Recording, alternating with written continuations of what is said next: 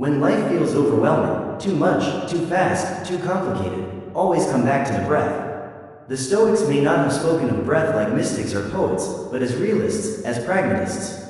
They understood a simple truth: a calm breath slows the racing mind, and a calm mind can endure almost anything. Stillness is not about pushing down your emotions or pretending they don't exist.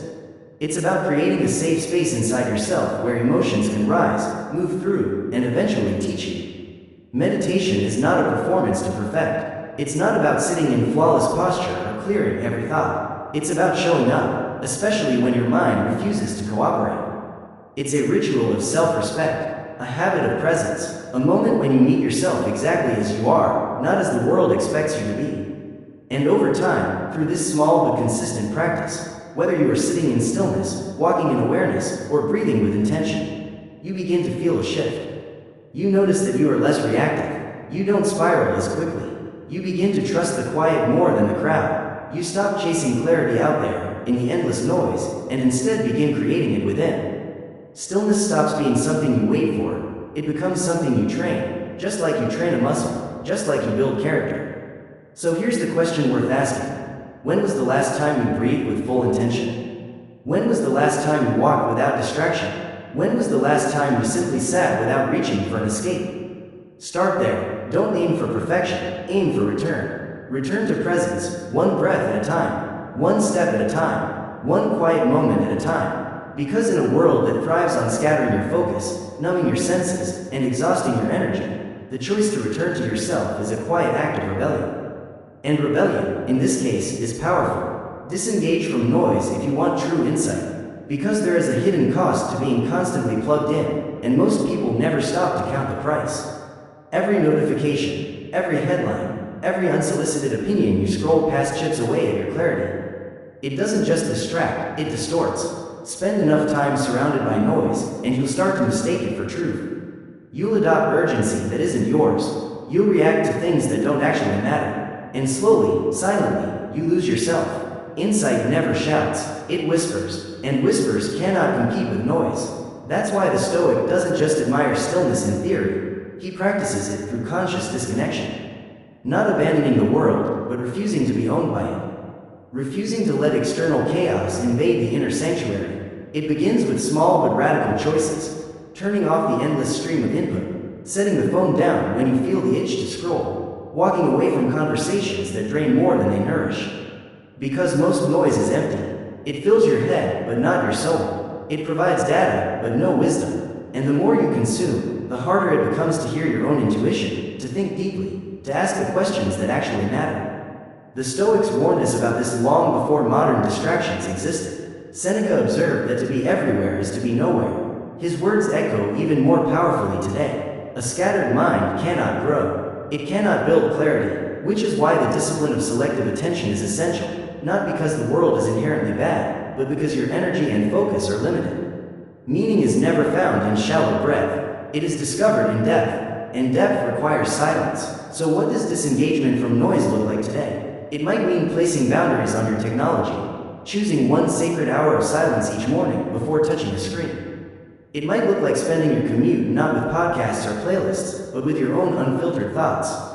It might mean journaling your questions instead of arguing with strangers online. And yes, you'll feel restless at first, even anxious. That's the withdrawal, the discomfort of leaving behind a culture that feeds on your attention but never nourishes your awareness.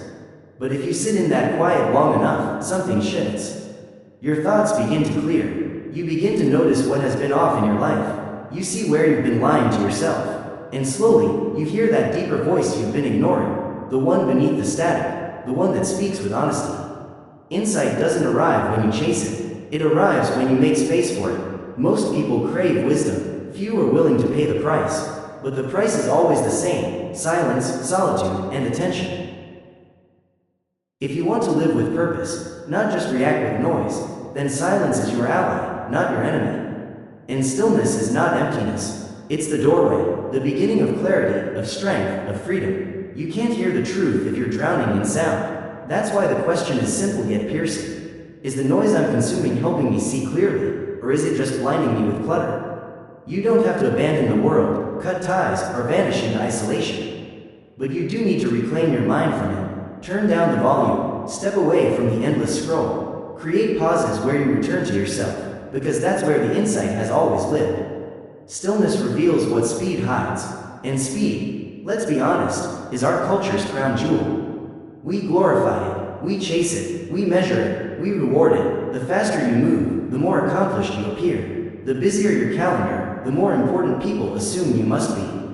But here's the uncomfortable truth. Speed isn't always progress. Sometimes it's just a very efficient way of running in the wrong direction. Some of the most important truths about your life, your purpose, your inner world, they don't scream at you in the middle of the rush. They sit quietly in the corner, waiting for you to slow down long enough to notice. Stillness is the only way to see them. When you slow down, your vision sharpens. You begin to notice patterns that have been quietly shaping your days. You recognize the emotions that keep cycling. You see the habits that drain instead of fuel you. You finally feel the difference between what energizes you and what exhausts you. And perhaps most importantly, you realize just how often your actions come from fear rather than conviction. But none of that is visible when you're sprinting. You're too busy chasing the next thing to examine the current one. Too caught in momentum to ask the deeper question, does this destination even matter to me? That's why some of the most powerful transformations don't happen at the peak of success, but in quiet moments, breakdowns, solitude, pauses between endings and beginnings.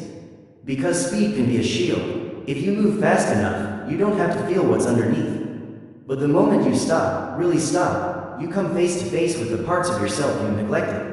And that's where the real work begins. The Stoics didn't see stillness as a luxury, something reserved for monks or philosophers with extra time. They saw it as essential for survival. Without stillness, you're enslaved to impulse, reactive, scattered, easily manipulated. But with stillness, you regain sovereignty over yourself. You pause before responding. You reflect before acting. You allow yourself to feel deeply without being consumed by those feelings. That pause, that sacred space between stimulus and response, that's where your power lives. And you can only access it through presence. Speed keeps you trapped on the surface. Stillness takes you to the depth, and it's in the depth that real answers live. It's where your values crystallize, where you uncover whether what you're building is truly yours, or just a borrowed script you've been performing to satisfy someone else's expectations. You might suddenly realize that the success you've been chasing belongs to someone else's definition, or that your exhaustion isn't from doing too much, but from doing too little of what actually matters to your soul. The modern world will never encourage you to slow down. Why? Because your speed feeds the system. Your urgency, your anxiety, your constant scrolling, they are profitable. But your clarity? That's dangerous. A clear mind is unshakable. A person who has reconnected with their inner compass is not easily manipulated. They choose differently. They live differently. They spend differently. They walk through the world with a quiet power. So here's the challenge. Slow down. Not because it feels good, but because it's necessary. Build moments into your day where nothing happens. Moments when no one needs you, when you're not producing, proving, or performing. Just sitting, breathing, walking, noticing. And when thoughts or feelings arise, don't judge them. Just listen. That's where self-awareness begins. And from self-awareness, intention follows. You stop running on momentum and start moving with meaning. Ask yourself, what has speed kept me from seeing? Maybe it's a truth about a relationship you've outgrown. Maybe it's a realization about your career path. Maybe it's a feeling you've buried for years. Stillness doesn't hand you answers on demand. It creates the space where answers can finally appear. And they may not always be easy. They may sting. They may challenge you. They may call you to change. But they will always be real. And real is the only foundation worth building on. Because wisdom doesn't live in noise. It lives in silence. It's a kind of knowing that no book can fully teach, no debate can prove, no headline can supply. It's the clarity that rises when the noise has finally settled, when the mind stops spinning long enough for something deeper to speak. And that something never shows up when you're performing, reacting, or trying to prove yourself. It arrives in stillness, when there's no audience to impress, no role to defend, no mask to hold in place. But here's the challenge. The modern world doesn't reward silence. It glorifies hot takes, quick answers, and constant output. Silence feels unproductive. But wisdom? Wisdom doesn't shout, it waits. And if you have the courage to slow down, to step back, to be still, you'll finally hear it. The modern world glorifies loud opinions. Social media has trained us to speak constantly, even when we have nothing of substance to say. And in this rush to be heard, we forget the most important art of all, listening. Not just listening to others, but listening to ourselves, and deeper still, listening to the wisdom that exists beneath words. That wisdom doesn't argue, it doesn't demand, it doesn't shout to be noticed. It waits, patiently, quietly, it waits for us to become still enough to finally hear it. The Stoics understood this. They knew that wisdom isn't merely about knowledge, it's about posture, presence, and how you carry what you know. True wisdom is the ability to pause before reacting, to question before judging, to reflect before responding. And all of that requires silence. Seneca once wrote, "Silence is a lesson learned through life's many sufferings." Because the deepest wisdom doesn't come from endless talking. It comes from living, from paying attention, from stumbling and standing again, from sitting long enough in discomfort to let it teach you instead of rushing to escape it. Think about the wisest people you've ever met. Were they the loudest in the room? Or were they the ones who listened deeply, who spoke with intention, who carried a calm that made you lean in without them saying much at all? That kind of presence doesn't come from charisma or charm. It comes from silence, from solitude, from years of listening, first to others, and eventually to the quiet truth within themselves. But here's why silence is uncomfortable. It forces us to face everything we've been hiding behind noise. Our fears, our regrets, the contradictions between who we are and who we pretend to be. And yet, it's in that discomfort where the doorway appears. Silence strips away illusion. It reveals what's real. It breaks down the stories you've told yourself and replaces them with clarity. And clarity, once lived, becomes wisdom. You don't need a mountain retreat or weeks away from the world to find this.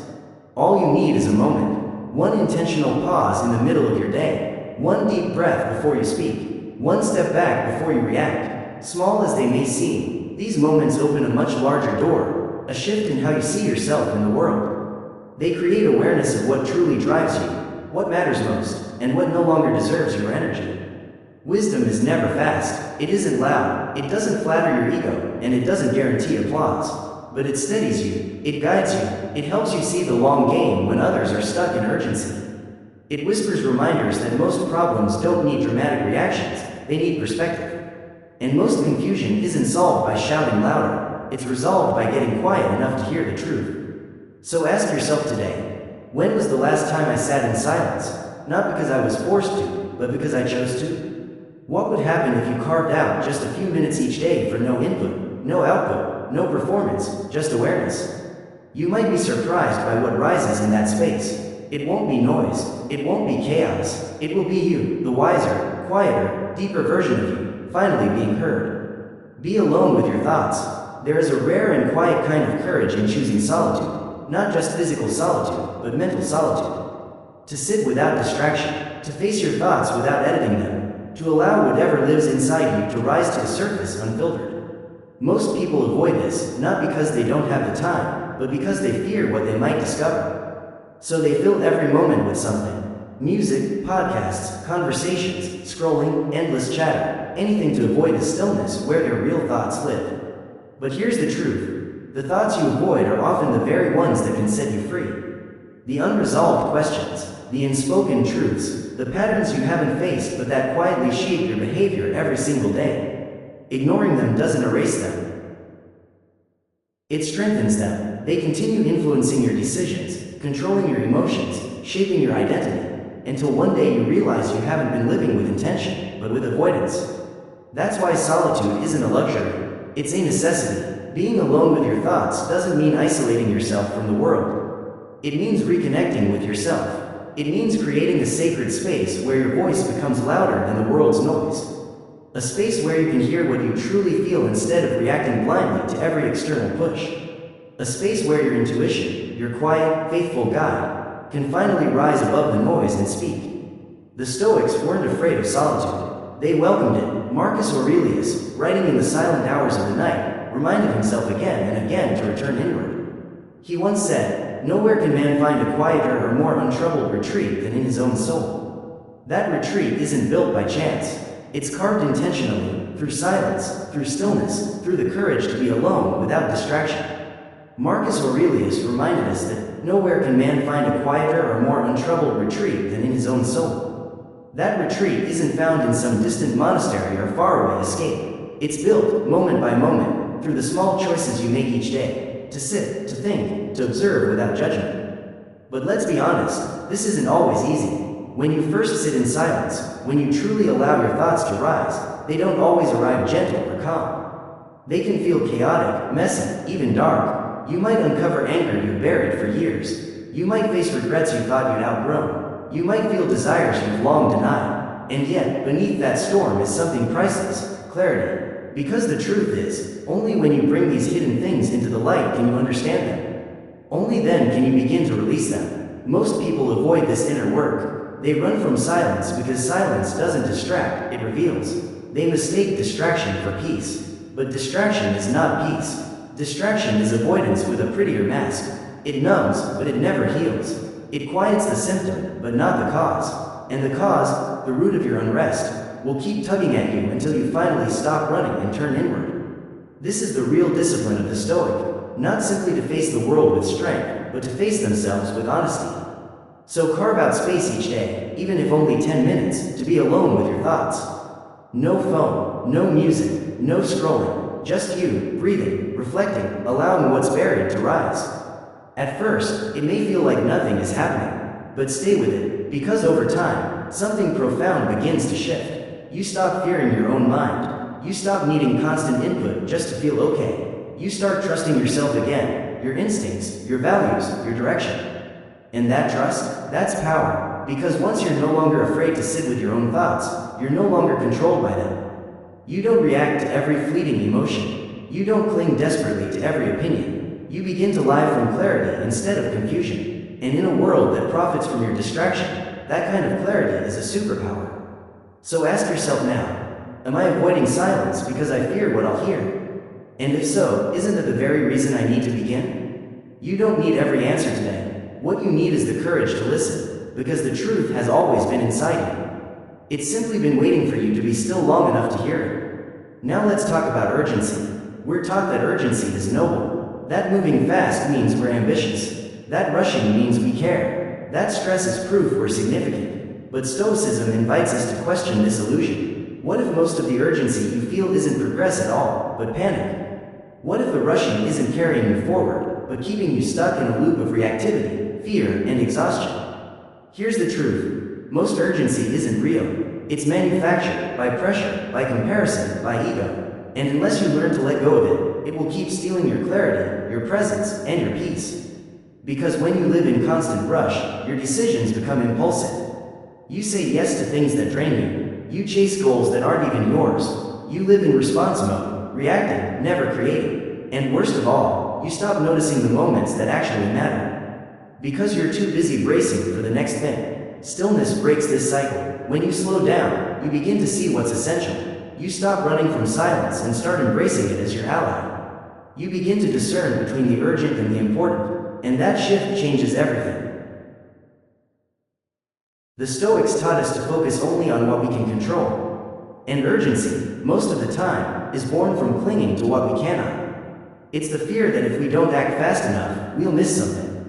That we'll fall behind. But here's the question. Fall behind who? According to what timeline? Most of the pressure you feel isn't truth. It's stories you absorb from culture, from family, from comparison with others.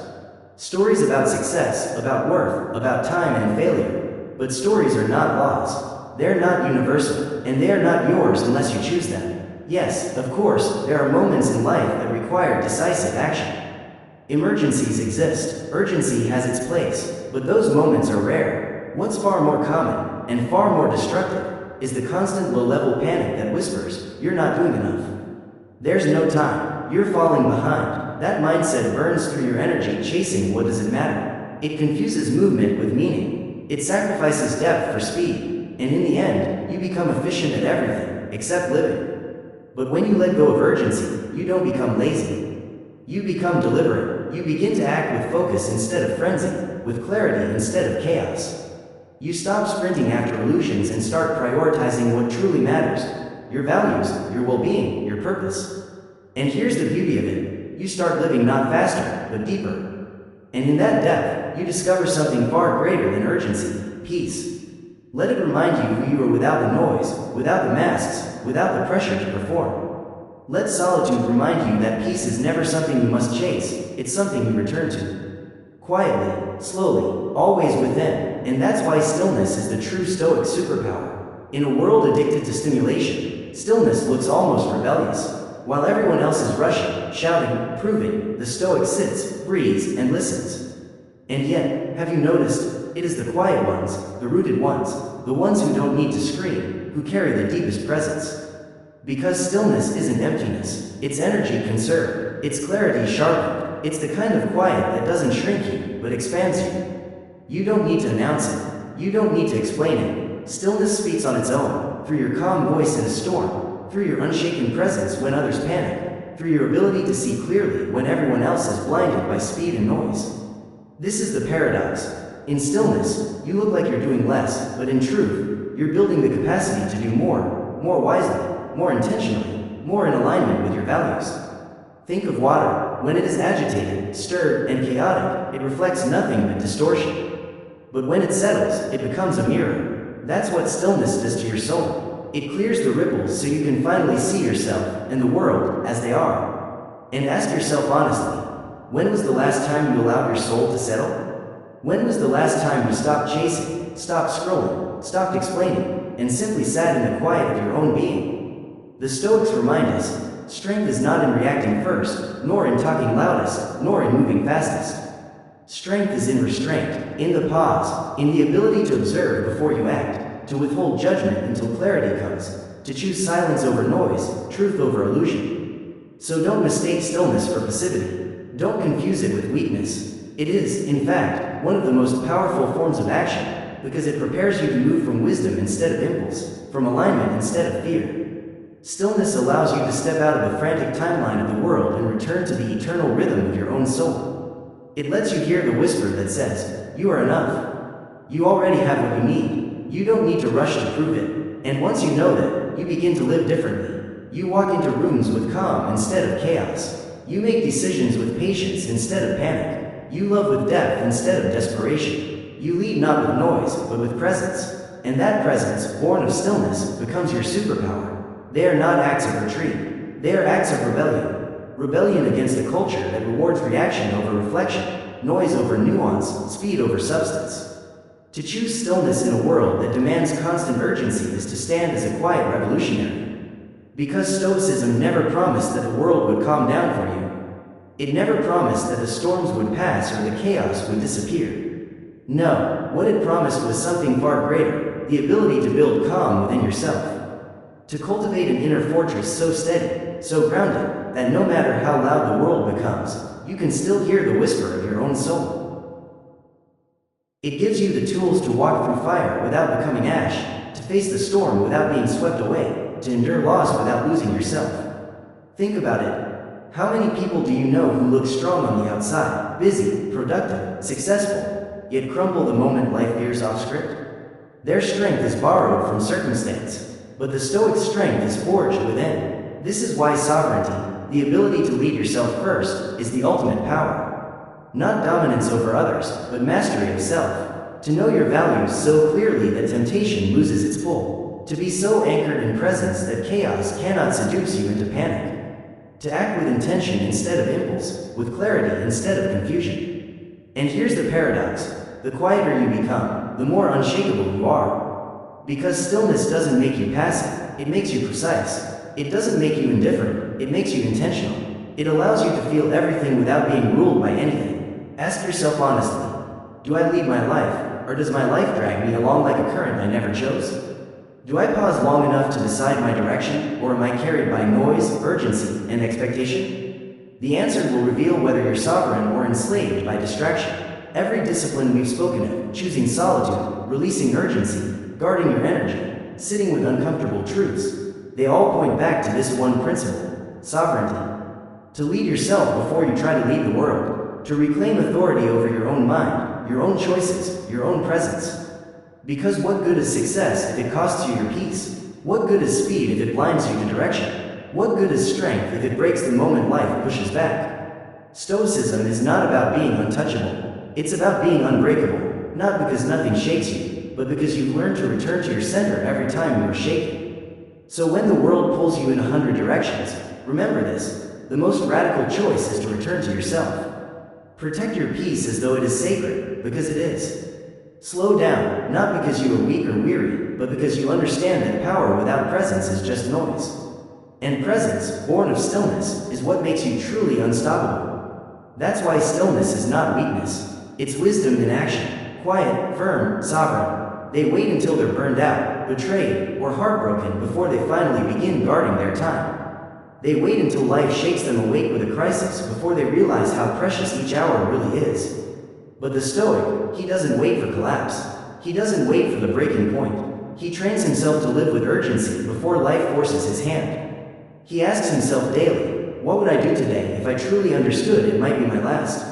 Not in panic, not in fear, but in clarity. Not as an excuse for recklessness, but as a compass for alignment. Because when you remember that time is finite, you stop wasting it on what erodes your spirit. Imagine walking through your day with that awareness. Would you still argue over petty things? Would you still scroll endlessly, chasing distraction after distraction? Would you still silence your own dreams just to keep others comfortable? Or would you finally say the words you've been holding back, take the risk you've been delaying, choose the path that feels true even if it scares you? This is the discipline of the Stoic, not a rigid schedule, not robotic control, but conscious living. It's not about filling every moment with busyness. It's about filling each moment with meaning. The Stoics remind us, time isn't something you spend casually. It's something you invest. Every conversation, every habit, every choice is an investment of your existence. So when you say yes to something, you're not just committing time, you're giving away a piece of your life. And the question is, was it worth it? Seneca once wrote, it is not that we have a short time to live, but that we waste much of it. Think about that. It's not the length of your years that matters, it's the clarity with which you use them. Guarding your time doesn't mean withdrawing from life. It means showing up to life more awake than ever. It means asking, does this align with my values, or am I just drifting? It means realizing that someday is not on the calendar, and if you keep waiting for it, your dreams will be buried with you. Yes, it may mean saying no more often. It may mean disappointing people who demand constant access. It may mean stepping back from commitments that no longer align. But here's the paradox. The moment you begin to disappoint others in order to stay true to yourself, you stop disappointing yourself in order to please others.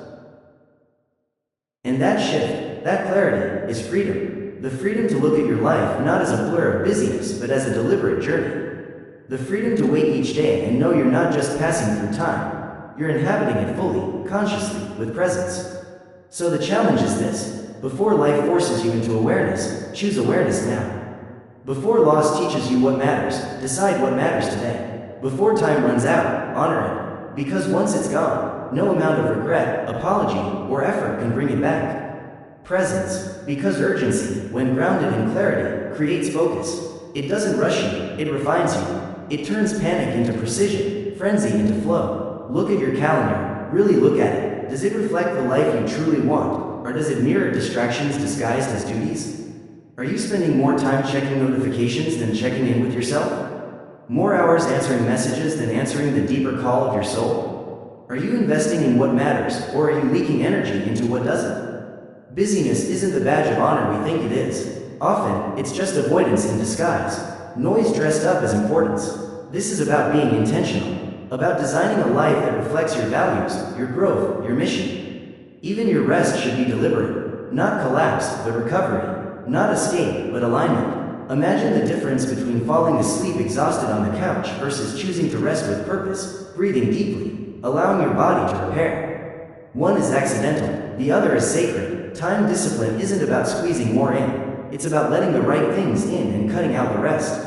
And when you begin to live this way, something shifts. You start walking through your days with a quiet confidence. Your clarity sharpens, your hours feel purposeful, not just full. Because you're no longer existing passively, you're living actively, intentionally, like someone who understands the true cost of an hour. So the question is no longer, do I have time? The real question is this worth the time I have? Because whether you notice it or not, every single day you're writing the story of your life.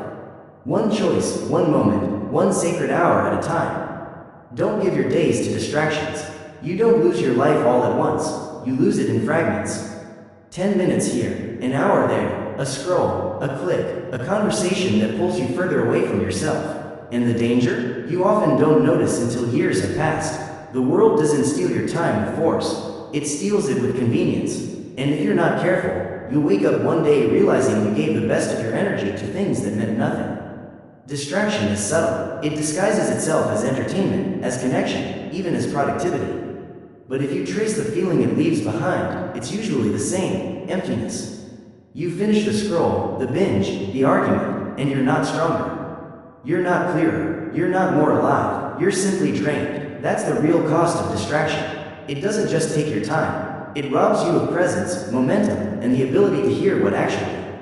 The Stoic isn't against technology, pleasure, or conversation. He's against unconsciousness. He doesn't fear distraction. He studies it. He notices when something pulls him away from clarity and he adjusts. That's not coldness. That's awareness. And in a world designed to hijack your attention, protecting your mind becomes a revolutionary act. So ask yourself, how much of my day is truly mine? Not in theory, but in attention, in focus, in ownership. Do you begin your day with your own vision, or with someone else's feed? Do you choose your inputs, or do they flood in by default? Because the truth is simple. If the first hour of your morning belongs to chaos, don't be surprised if the rest of your day does too. Distraction isn't just a bad habit, it's a symptom. A symptom that you're either avoiding something or forgetting something. Avoiding discomfort or forgetting your values. And the solution isn't more noise. It isn't more hustle. The solution is to get quiet enough to remember what you were building in the first place. The Stoic doesn't just eliminate distractions. He replaces them with attention, with rituals, with clarity, with structure. The real tragedy isn't getting distracted. It's getting used to it, normalizing it, living every day in a reactive state and calling it normal life. But there's nothing normal about being constantly pulled away from your own mind.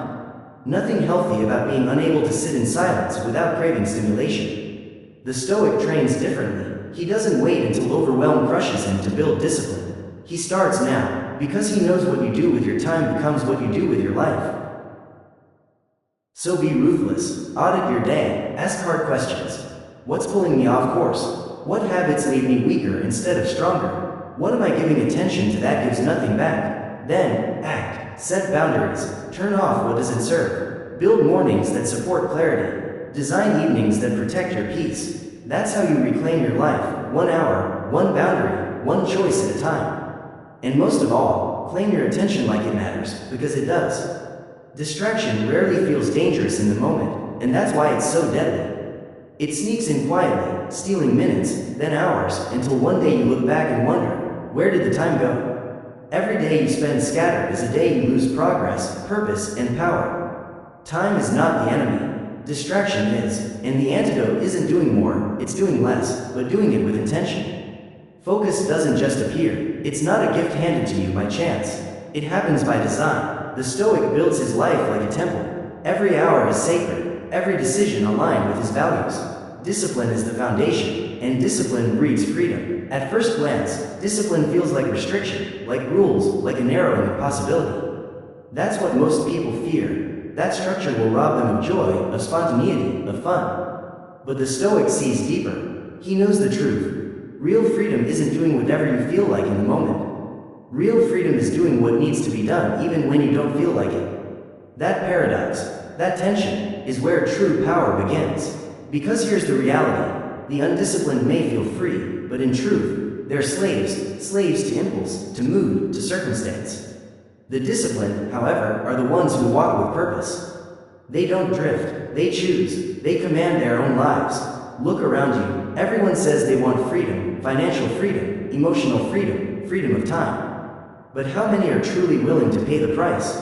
Because the price isn't luck or talent, it's discipline. The cost is waking up when it would be easier to sleep in.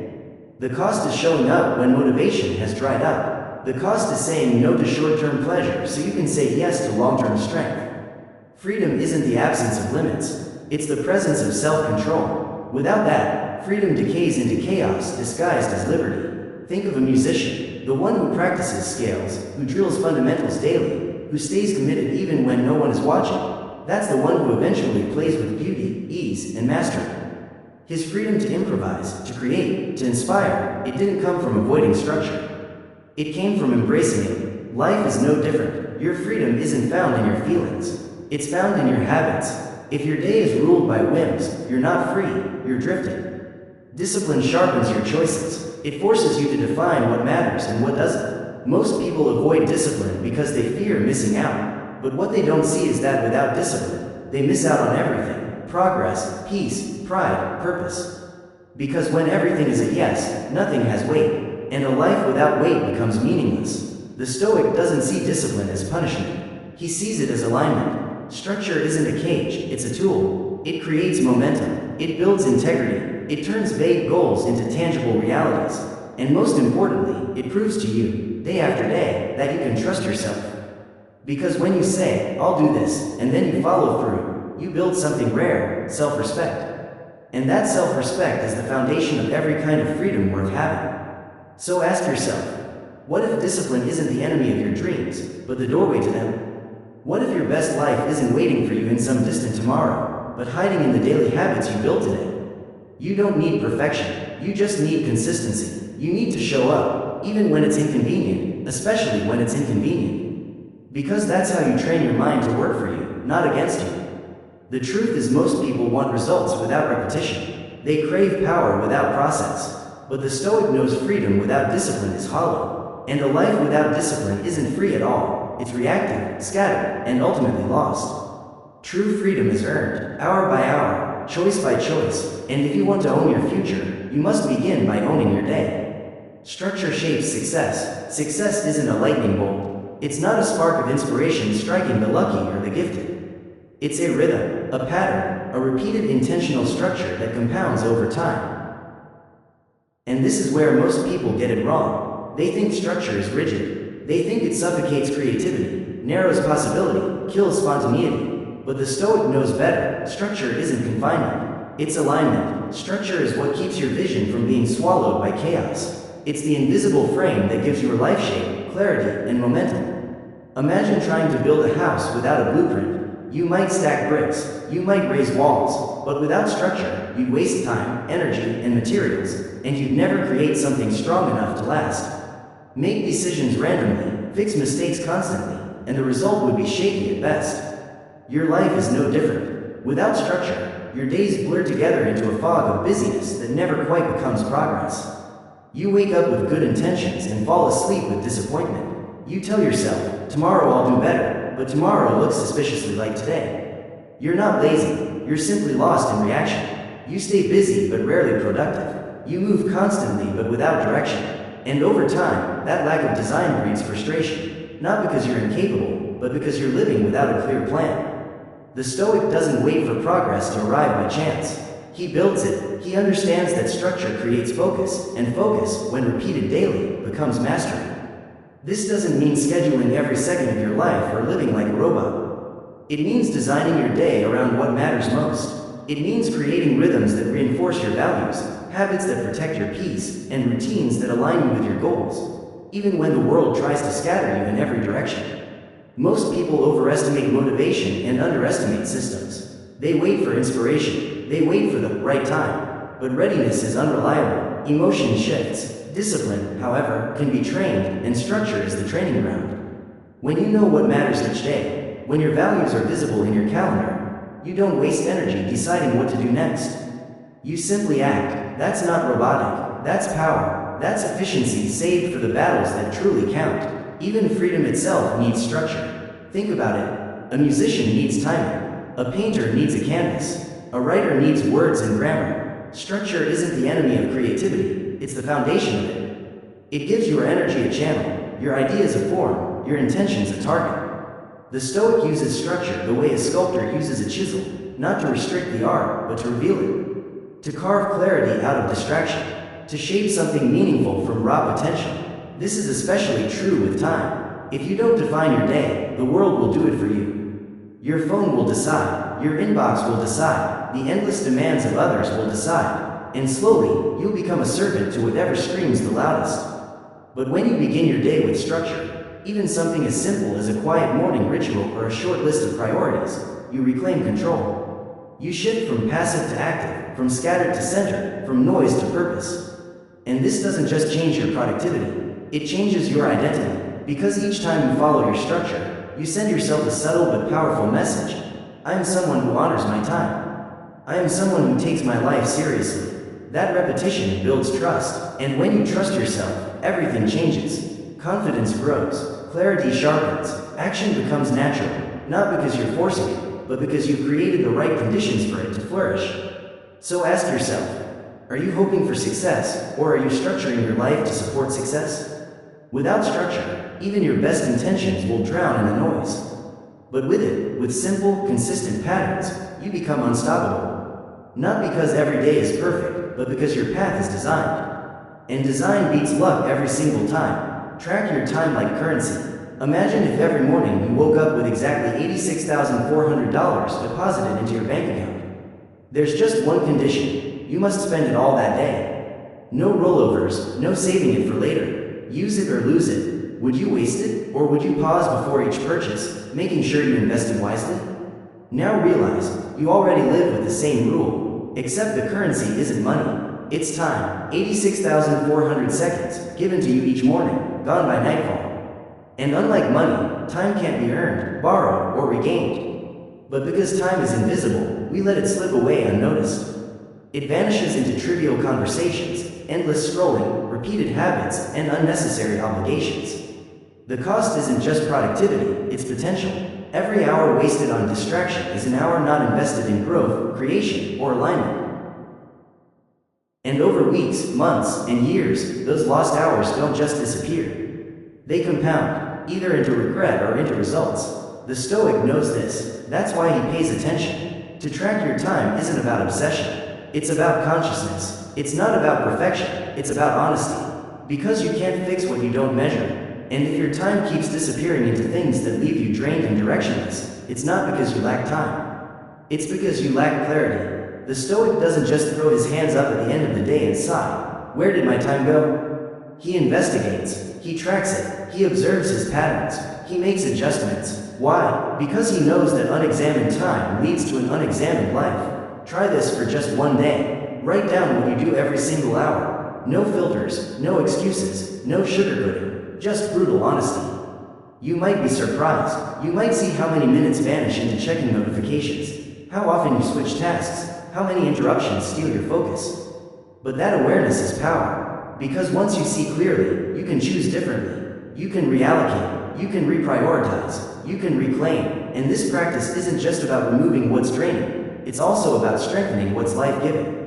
What actions leave you energized instead of exhausted? What habits pull you forward instead of holding you back? What moments fill you with clarity instead of confusion? Time tracking reveals both your waste and your wisdom. It shows you patterns, and in patterns, you find leverage. And leverage is how you design better days. The Stoic doesn't wait for chaos to force reflection. He builds reflection into his rhythm, through time journals, weekly reviews, honest audits. Not to punish himself, but to align. Because here's the truth. The way you spend your hours is the clearest reflection of what you value. If your schedule doesn't match your values, your life will never match your vision. Think of every hour like a dollar. Would you throw away hundreds of dollars every day on things that bring you no return? Would you hand your wallet to strangers just because they ask? Of course not, and yet, we do this with time all the time. We allow others to hijack our minutes. We let our own impulses steal our momentum. And because everyone else does it, we call it normal. But the Stoic calls it what it is, waste. And waste is not neutral. Waste builds regret. So instead of asking, how do I get more time? Ask the harder question. How do I better use the time I already have? Because time isn't just slipping away, it's being spent. Every single hour is a transaction, and you are either investing it in your future or leaking it into nothingness. When you begin to treat time like currency, everything shifts. You stop spending and start investing. You stop trading hours for instant relief and begin building days that compound into months, then into years, then into a life that reflects your deepest purpose. Every single day, life offers you a choice. Comfort now or growth later. And make no mistake, the world is built to sell you the comfort option. One more scroll, one more snack, one more excuse. These little moments feel harmless, but stacked together, they shape who you become. The Stoic knows this, which is why he doesn't chase ease. He chases alignment. He understands that what feels easy now is often painfully expensive later. But what feels hard now, that's where real freedom begins. Look at anything worth having. strength, wisdom, discipline, peace. Behind all of them is a trail of discomfort, of choices made when it would have been easier to quit. No great life is ever built in a comfort zone. No deep character is ever forged without friction. If you always choose what feels good in the moment, you rob yourself of what feels good in the long run. You rob yourself of the quiet pride that only effort can bring. Ease might satisfy, but it rarely fulfills. The Stoic flips the question. Instead of asking, what's easier? He asks, what will matter more, in a week, in a year, in a decade? That shift changes everything. You stop acting for the moment and start building for the mission. And this doesn't mean you hate comfort. It means you don't let it lead. You become the kind of person who endures tension now in order to experience transformation later. Think about it, skipping one workout won't ruin your life. But the habit of skipping what's hard, that's what erodes your potential. Checking your phone instead of sitting in silence might feel harmless today, but repeated daily, it robs you of clarity. We trade hours of power for seconds of pleasure, and the scariest part is that most people don't even notice it happening. They call it normal. The Stoic calls it what it is, a trap. Discipline is not punishment. Discipline is protection. It's how you protect your future from the weakness of your present impulses. Every time you say no to what doesn't serve you, every time you wake up early, finish the task, speak the truth, or walk away from easy comfort, you're not just producing results. You're producing identity. You're telling yourself, I am someone who honors the long term. And that self-trust becomes unshakable. This principle applies everywhere, in health, in relationships, in work, in thought. Every arena of life asks you the same question. Will you choose what's easy, or will you choose what's lasting? Financial discipline, emotional regulation, physical health, focused work, all of these areas grow stronger not by accident, but by choice. They grow when you deliberately pick the meaningful over the easy. And yes, it hurts sometimes. Of course it does. Discipline always comes with discomfort. But here's the paradox. The pain of discipline is temporary. The pain of regret, that's the one that lingers. That's the one that leaves scars you'll carry for years. The Stoic understands that the comfort of avoidance always comes with a hidden invoice. And that bill is collected later, through wasted years, fragile health, broken trust, or untapped potential. He isn't willing to pay that price. Not with his peace, not with his growth, not with his time. So pause and ask yourself, what am I avoiding today just because it feels hard? Is it the workout you keep postponing? The honest conversation you're too afraid to have? The project you know would stretch you but might also expose your doubts? And then ask, what is that avoidance costing me tomorrow? Because there is no neutral path. Every choice you make, even your indecision, is shaping your direction. You're either feeding weakness or cultivating strength. You're either reinforcing old patterns or rewriting your future. Which side are you leaning toward today? The Stoic doesn't wait for pain to force change. He chooses the path of growth now, on purpose. And here's the beautiful paradox. The more often you choose what's hard, the easier life becomes. Not because life suddenly turns soft, but because you grow stronger. Your standards rise, your resilience thickens, your emotions mature. You stop folding under stress, not because stress disappears, but because you've trained under pressure. That's the reward of long-term thinking, resilience. And resilience is something no shortcut, no comfort, no quick fix will ever hand you. So next time comfort whispers, just this once pause, ask yourself, what would the future version of me thank me for? Because discipline doesn't kill joy, it creates it. Not the shallow joy of temporary relief, but the deeper joy of looking at yourself in the mirror and knowing, I didn't take the easy way out. I chose the path of intention, clarity, and courage. That joy is priceless. Make time reflect your priorities. You can tell someone's values not by what they say, but by what they schedule. Anyone can talk about growth, peace, health, or family. But open their calendar, and the truth speaks louder. Hours lost to aimless scrolling. Days swallowed by tasks that don't matter. Weeks passing with no progress toward anything meaningful. That's the danger. When your time doesn't reflect your values, your life won't either. The Stoic doesn't rely on vague intentions. He makes his priorities visible. If health matters, it earns a spot on the schedule. If clarity matters, reflection time is carved out. If family, learning, or contribution matter, they aren't treated like leftovers squeezed into random slots. They're protected, they're consistent, because a value that isn't scheduled is just a wish. It's easy to say, I don't have time, but most of the time, that isn't true. The time exists, it's just been handed away, to things that are urgent but not important. to people who are loud but not aligned, to habits that entertain but don't enrich. The Stoic doesn't blame the world for this. He audits himself. He looks at his days honestly. And if something doesn't serve his path, he reclaims that space. Think of your time as real estate. Every hour is a piece of land. Are you building a solid foundation on it? Or are you letting weeds and clutter choke the soil where your purpose should grow? Most people build by accident. They let the world design their days. But the Stoic builds with intention. He lays down habits like bricks, routines like beams, rituals like anchors. And over time, that structure becomes more than a schedule. It becomes a life. Start small. Don't try to overhaul everything overnight. Pick one priority, just one, and give it space. Maybe it's 15 minutes of journaling in the morning. Maybe it's blocking 1 hour for deep, focused work. Maybe it's a short daily walk to clear your head. Whatever it is, treat it like it matters, because it does. That's how priorities move from ideas to reality. Not through grand declarations, but through small, consistent actions. And remember, the Stoic doesn't chase busy. He avoids it. Busyness is the enemy of clarity. The goal isn't to cram more into your day. The goal is to simplify, to focus, to cut the noise until what's left is meaningful. Because when everything is urgent, nothing is important. So ask yourself, if a stranger looked at your schedule today, what would they assume your values are? Would they see alignment or contradiction? This isn't a question to shame. It's a mirror, and the reflection it shows you is the first step toward real change. Because if you don't take time seriously, the world will. And the world doesn't care about your priorities. It will fill your life with demands that benefit others, not you. The Stoic knows this, and so he acts accordingly. Priorities. The world doesn't actually care about your priorities. It cares about your availability. That's why the Stoic is disciplined with his time. Not because he's rigid, not because he's cold, but because he's awake. Awake to the truth that time is the most honest reflection of what you truly value. You can talk about family, growth, health, or peace all day long, but if those things never appear in your schedule, they aren't priorities, they're just ideas. If you want a life that feels aligned, peaceful, and strong, you can't simply think about what matters. You have to live like it does.